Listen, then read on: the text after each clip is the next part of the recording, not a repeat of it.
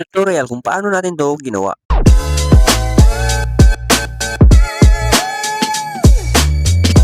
Okay, so dito mga para mag-acting ka lang ng tulad niyan mga para. So, kunin mo yung kalot tapos itapon mo lang ganyan mga para. Okay? And then puntahan mo yung kalo, kunin mo tapos lumabas ka diyan sa ilabas mo diyan sa kabilang pader na yan mga para. Okay, ganyan. Ngayon proceed na tayo sa CapCut mga para. So dito tap natin tong new project tapos select natin yung ginawa natin na video mga para. So ayan. So dito hanapin lang natin yung pasimula na tayo, yung pa-intro natin mga para. Okay dyan. So, tap natin yan, tapos split natin. Yung sa unahan, delete na natin yung mga para.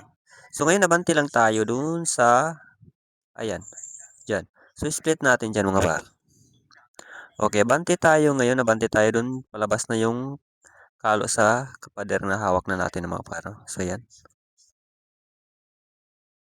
Okay, just split natin, tapos yung sa gitna, delete na natin mga para. So ngayon, itong pinag-splitan natin mga paano, tap natin yan. Tapos, hanapin natin yung overlay mga par. Kasi laglag natin yan, no?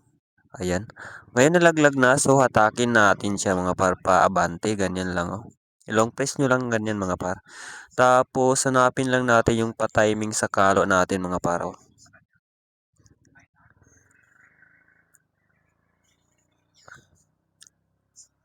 Okay, dyan mga par. So, dyan natin ito itapat tong inoverlay natin, no?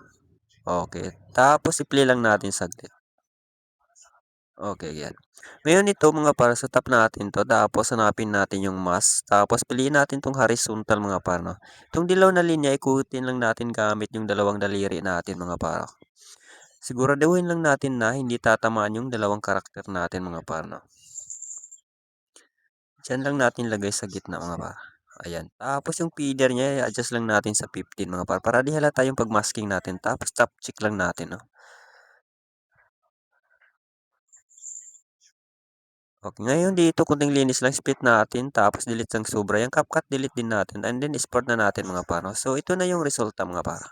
So kayo na bahala maglagay ng ibang effects at saka animation niya mga paro.